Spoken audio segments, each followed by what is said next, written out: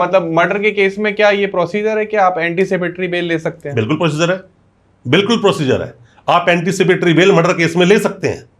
मैं आपको एक केस बताता हूँ। एक केस में क्या हुआ, एक मर्डर के केस में किसी का नाम है, लखनऊ का वो बंदा था हमारा, ठीक है। तो उसने बोला सर मेरा नाम इसमें आ चुका, मारा 2 लोगों ने, 2 लोगों का एफआईआर में, मेरा सब नाम भी नहीं है, मेरा नाम नहीं, घर आराम से बैठा हुआ था। एक दिन पुलिस पहुंच गई मेरे पास रात को घर पे। सर बस बच गया किसी तरह से कि पुलिस अंदर नहीं घुसी और मैं लास्ट के रूम में था और मेरा फोन ऑफ था। ठीक है। तो पुलिस मुझे देख नहीं पाई, ना पुलिस ने मुझे अरेस्ट किया, पुलिस वहां चली गई। एंटीसिपेटरी बेल लगानी है। सर ये नाम मेरा क्यों आया? उन्होंने प्रिपरेशन में मेरा नाम लगा दिया, कट्टा मैंने उनको दिया था। अब आर्म्स एक्ट भी इसके अंदर ऐड हो जाएगा। तो मैंने कहा तू था कहां उस वक्त? कह रहा सर था क्या, मैं तो नौकरी यहाँ पे है ही नहीं, मुंबई नौकरी करता हूं मैं तो। उस पूरे सिनेरियो में नहीं था, कोई मेरी फोन पर चैट नहीं हुई। उसने बोला कि मुझे कट्टा चाहिए, कट्टे के लिए मैंने बोला कि ये आदमी ऐसा काम कर सकता है, बस मैं रेफरेंस दिया था। हकीकत ये है इस केस की, मुझे नहीं पता वो क्या होने वाला है। कट्टा यार, कट्टा लेकर कोई जाके ढोल तो बजाएगा नहीं ना, सही बात है। गोली मारेगा जाकर किसी को, ये तो कॉमन सी बात है। यहाँ पर आते नॉलेज और इंटेंशन, नॉलेज यहाँ पे आ जाती है। उसकी जब हमने एंटीसिपेटरी बेल लगाई तो प्ली ऑफ एलिबाई बोलते हैं इसको, कि आप उस घटना पे नहीं थे।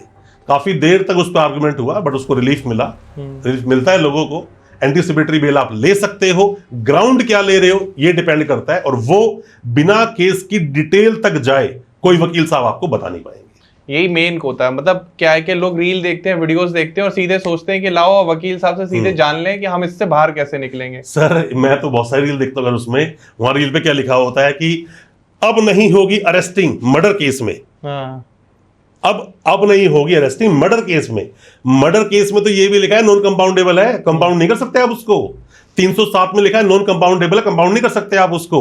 बीएनएस का 80 सेक्शन जो डॉरी डेथ है उसमें कंपाउंडेबल नहीं है वो, आप कंपाउंड नहीं कर सकते। भी क्वेश नहीं करा सकते सर होता है ना, मैं वही तो बोल रहा हूँ पूरी बात आपको। होता है, क्वेश भी होते हैं, कंपाउंड भी होता है। 307 में कंपाउंड कर सकते हो आप, लेकिन फिर ग्राउंड्स 307 के लेकर आने पड़ेंगे। सर आप जैसा केस वैसा सेक्शन।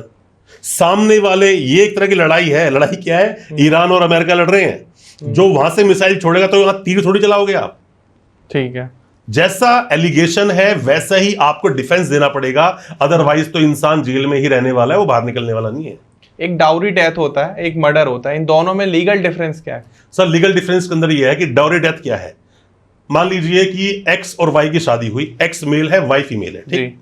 एक्स ने शादी की वाई से। अब 7 साल के अंदर अगर उस लड़की की जो बहू आई है शादी करके, अगर 7 साल के अंदर उसकी अननेचुरल डेथ हो गई, अननेचुरल मतलब जहर खा लिया, अननेचुरल है। वो पंखे से फांसी लगा ली, अननेचुरल है।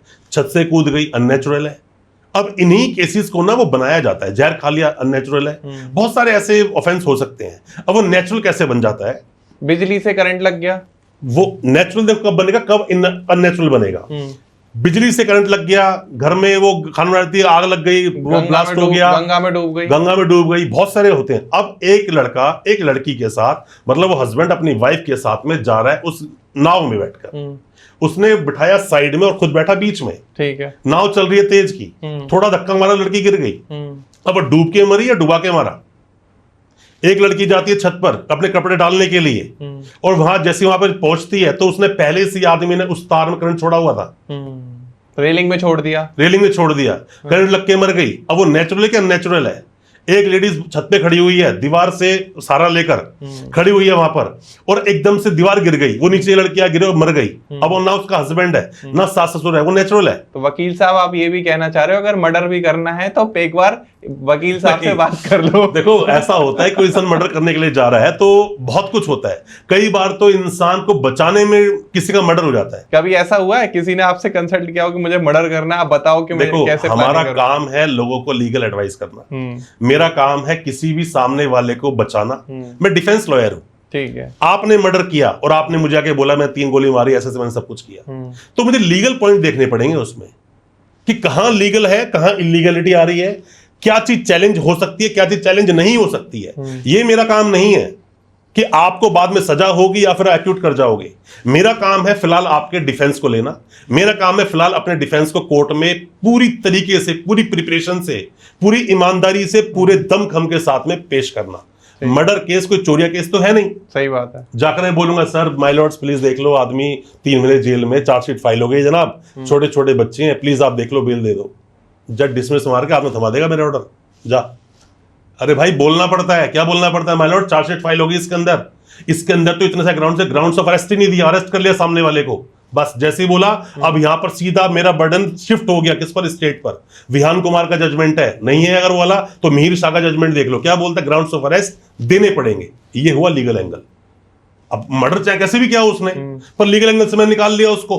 अब चार्जशीट फाइल हुई है, मैं क्या बोलता हूं वहां पे जाकर कि माय लॉर्ड्स आज today is a 94th day, अभी तक चार्जशीट फाइल नहीं हुई है। डिफॉल्ट बेल का राइट मिलता है इसको, क्या मिलता है? 90 डेज में अगर चार्जशीट फाइल नहीं हुई तो यहां पर डिफॉल्ट बेल, जो कि स्टैट्यूटरी राइट है। आप ये नहीं बोल सकते कि नहीं सर इसमें एफएसएल पेंडिंग है सर सप्लीमेंट्री, वो छोड़ो, फिलहाल मुझे बेल दो, बेल मिलेगी आपको यहां पर। अब बताओ ना सर, यहां तो मर्डर की बात ही नहीं हो रही ना। तो क्या कभी आपने लोअर कोर्ट से, सेशन कोर्ट से मर्डर केस में बेल कराई है? सर होती है ना, क्यों नहीं, कई बार होती है, लेकिन बहुत लोग कराई है, हाई कोर्ट से जाना पड़ेगा। अरे सर ऐसा नहीं होता, देखो मेरी बात को समझिए। मर्डर जैसे केसेस के अंदर भी बर्डन ऑफ प्रूफ किस पर है? स्टेट पर है, मेरे ऊपर नहीं है। ठीक है। आपने बहुत सारी मूवी देखी होंगी, क्या बोलते हैं? सबूतों के अभाव में बरी किया गया, बाइज्जत बोलते हैं, इज्जत बरी कर दिया। और छोड़ो, अब बोलते हैं क्या? Benefit of doubts.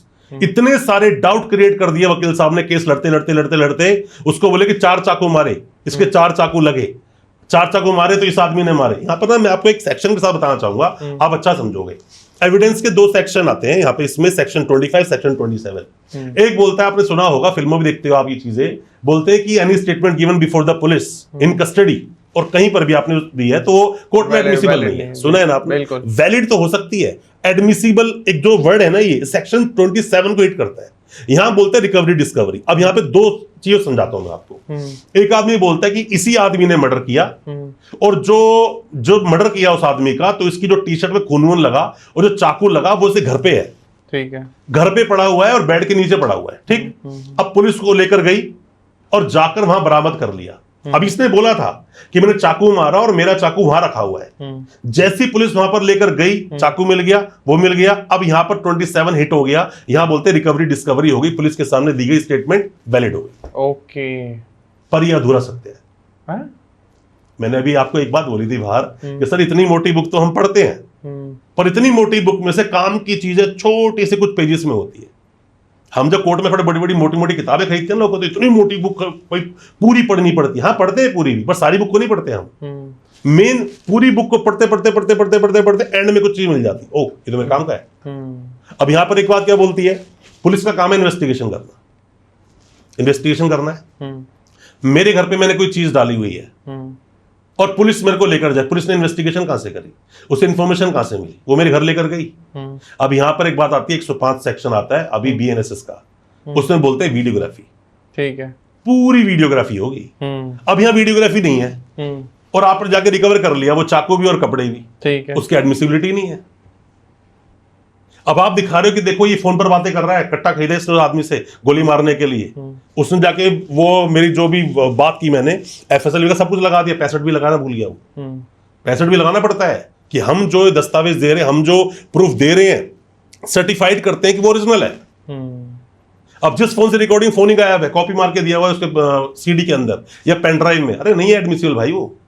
देखो मर्डर जैसे केसेस को, मैं फिर बोल रहा हूं, मर्डर जैसे केसेस को, सबकी बात नहीं कर रहा हूं, बट मैक्सिमम केसेस में आप स्टोरी पे मत जाओ, आप मेरिट पे मत जाओ। अगर मेरिट पे जाओगे शायद सजा हो जाए, क्वेश्चन ऑफ लॉ पे जाओ। कानून क्या बोलता है, बार बार बोल रहा हूं, बर्डन ऑफ प्रूफ किस पर है? स्टेट पर। आपका काम है डाउट क्रिएट करना, जितने डाउट क्रिएट कर सकते हो कर दो। क्या ये भी पॉसिबल है कि अगर किसी ने मर्डर कर दिया और वेपन जो है वो गलत पकड़ा दे कि मैंने इससे नहीं इससे मर्डर करा, तो बरी हो जाएगा वो? अरे केस लड़ाई मैंने ऐसे ही, क्या हुआ था कि जब मैंने उससे पूछा, अपने बंदे से अंदर जाके जेल में जाके पूछा, देखो कुछ बातें ना समाज को ऑफेंड करती है, ठीक, मेरी ड्यूटी है दोस्त ये। अब मान लो किसी इंसान के चोट लगी, ब्रेन हेमरेज हो गया, तो जब तक काटेगा नहीं, ब्रेन तक पहुंचेगा नहीं, क्या क्या वो डॉक्टर उसका ट्रीटमेंट कर पाएगा? अब किसी को काटना तो ऑफेंड करता है ना, खून निकाल दिया किसी के। अब मैं एक वकील हूं, मेरा काम है अपने सामने वाले को बचाना, जो मेरा क्लाइंट है जेल में या कहीं पर भी है, चाहे फरार चल रहा है, उससे मतलब नहीं है, ठीक है। हमारी जो बात कॉन्फिडेंशियल हमारी बातें होती हैं सारी, तो इसमें कोई हमें इंटरप्ट नहीं कर सकता, इवन कोर्ट भी नहीं करता है कि मेरे क्लाइंट के बीच में क्या बात हो रही है। अब सामने वाले के लिए मैं जब पूछने गया, मैं कैसे मारा इनको, कैसे मरे, वो मुझे खुद बोलता है कि सर जो जिससे धागा काटते हैं ना उससे गला काटा था। 2-3 बंदे उसके अंदर मरे। मैं केस का डिस्क्लोज नहीं कर रहा हूं, पर मैं आपको एक एग्जांपल देकर समझा रहा हूं। अब जब मेरे कोर्ट में देख रहा हूं तो वहां पेचकस दिखा रहे हैं, बड़ा वाला पेचकस, तो पेचकस मारा है। मैंने बहुत स्टडी करी उसकी। मैं कहा विड्थ जब किसी के वुंड मतलब किसी के लगेगा, पेचकस किसी को मार दिया तो गोल होगा ना वो, और चौड़ा इतना घाव बनेगा, और ब्लेड से काटा तो बड़ा एक थिन सी लाइन बनेगी, यही होगा ना। और मेडिकल रिपोर्ट पढ़ रहा हूं मैं, उसके अंदर थिन लाइन दिखा रहा है उसके अंदर। यही मेन मेरा आर्गुमेंट का मुद्दा था।